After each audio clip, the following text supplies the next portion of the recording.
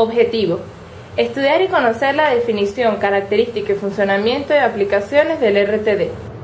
Para que un parámetro o una señal pueda ser detectada por el transductor es necesaria la presencia de los sensores.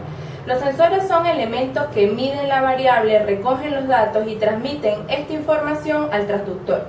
La variable puede ser temperatura, presión, humedad, ángulo, longitud, nivel caudal, entre otros. Generalmente el transductor y el sensor están muy cercanos entre sí, por lo que en muchas ocasiones a este se le ve como un solo elemento y se le llama transductor. A continuación nos enfocaremos en el estudio de los RTD.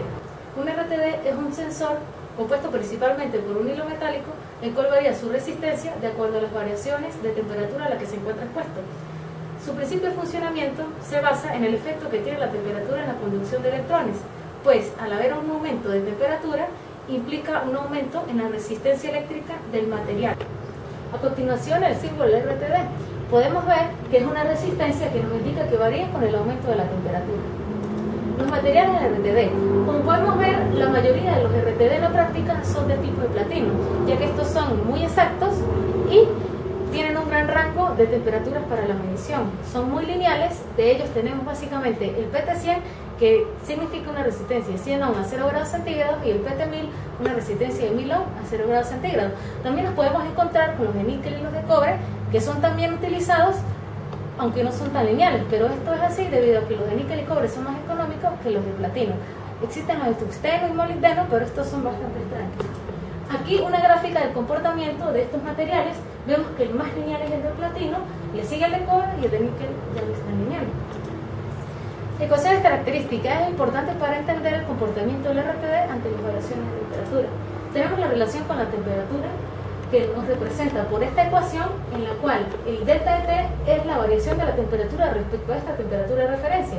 El R0 es la resistencia en esta temperatura de referencia, y los alfa representan el conjunto de coeficientes de temperatura del material. Tenemos la aproximación lineal, ya que cada RTD, como vimos en la gráfica, tiene un rango lineal. Allí podemos utilizar esta ecuación, en la cual este alfa para cada material se representa en esta tabla, y tenemos el costo de cada uno de estos tipos de RTD. Tenemos la ecuación de Kähler-Van-Hausen, que es válida solo para el RTD de platino. Tenemos esta expresión para un rango de temperatura entre menos 200 grados y 0 grados, y tenemos esta entre 0 y 850 grados, en las cuales el A, B y C que vemos en estas ecuaciones corresponden a coeficientes estandarizados por las normas DIN, que es un instituto alemán de normalización.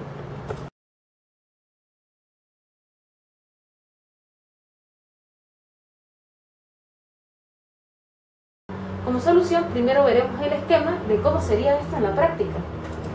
Entonces, según las normas DIN, tenemos que para estas temperaturas tenemos estos valores de resistencia. Entonces, para ellos tenemos un coeficiente alfa igual al mostrado. Con ello podemos utilizar la siguiente ecuación de aproximación lineal, donde conocemos R0, que es la 100 ohm a 0 grados centígrados, ya que es un PT100, con lo cual al sustituir tenemos esta siguiente expresión y tenemos este valor de resistencia. O podemos utilizar los valores extremos conocidos según la norma DIN y posteriormente realizar una aproximación lineal o ecuación de la recta con este gráfico. Conocemos a 100 ohm y a 250 grados centígrados. Tenemos esta ecuación, que es la ecuación de la recta correspondiente, y al sustituir tenemos una resistencia de 145.1588. Sin embargo, se puede obtener directamente de las normas DIN, ya que es un valor dado. Según esto tenemos que es 146,061 ohm.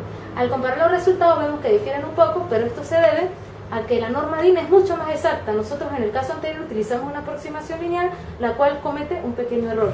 Respecto a las aplicaciones del RTD, tenemos que son usados industrialmente en los procesos donde se requiere alta precisión.